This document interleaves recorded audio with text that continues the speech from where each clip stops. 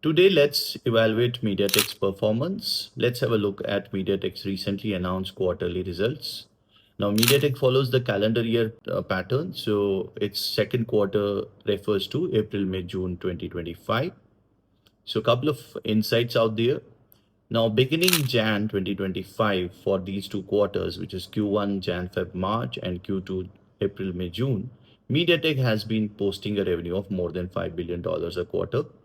Now, this is for the first time it has crossed $5 billion in any quarter. So that's a positive note. Uh, the other interesting thing to note is that in the second quarter, it saw a decline of negligible or marginal 2% over the previous quarter. Well, historically, MediaTek has seen a negative growth in the second quarter. If you check any calendar year performance of MediaTek, there has been negative growth in every second quarter. So while there is a negative growth, but when we look at the previous second quarters of previous calendar years, we do find out much higher rates of negative growth over there in the second quarter.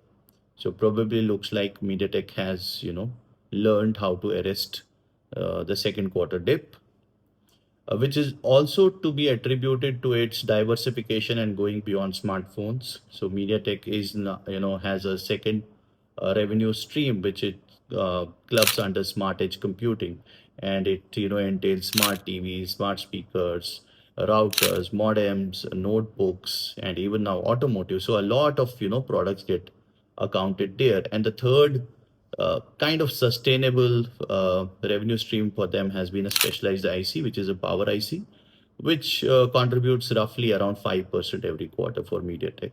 But the main, of course, revenue streams are mobile phones and the smart edge computing.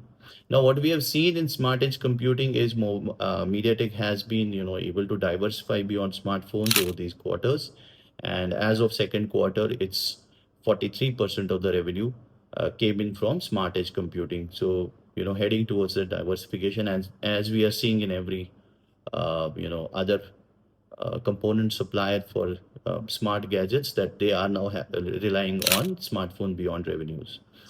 Uh, the other thing is that yes, it cost $2 billion revenue for the first time for smart edge computing. It was always less than that in every quarter. So that's another good thing to note. But MediaTek will have to catch up fast because I think in the mobile space now it is having I would say more aggressive competition, because the other main fabulous chipset provider, which is Qualcomm, has now started focusing all across the segments. Earlier, Qualcomm was limiting its focus to premium tier only, but now it is getting into other tiers also. So MediaTek will have to re-strategize how it can, continue its focus and stronghold on various segments. Uh, at the same time, it will have to look at the revenues from automotive sector in the smart edge computing, because all other sectors, be it TV, routers, modems, notebooks, uh, smart speakers, while they do attribute to its revenues, but overall these sectors are not growing beyond a certain point. Maybe except in smart TVs, we don't see other sectors growing too fast. They are more of static in growth. So that's what MediaTek will have to look at. That how can they penetrate strong into automotive sector to register growth in their revenue in this category as well.